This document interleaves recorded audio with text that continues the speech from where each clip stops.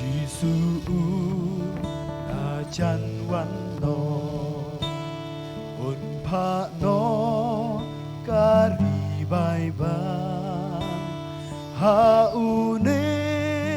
kan kut baro ôn pha nó kari bai ban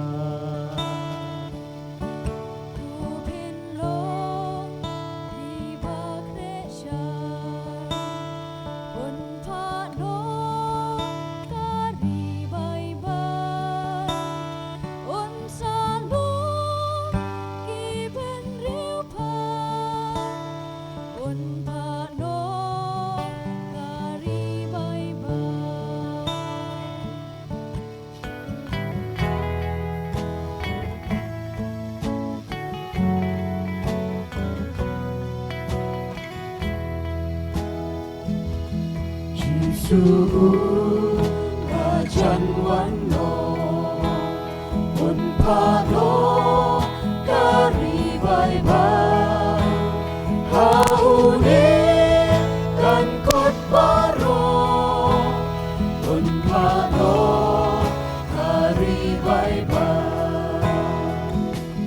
open law di ba kresha ôn pha nó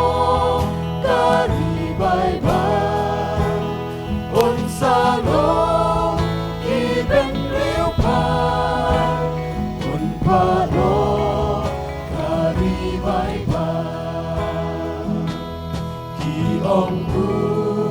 là chân văn nó ôn pha nó kari bai ban hau kan sa kot baro ôn lom da kari bai ban shua ba ôn sa văn nó ôn pha nó bai ban nang kibre kim la apesho agata kasih bisha nang kibre kim la apesho agata kasih bisha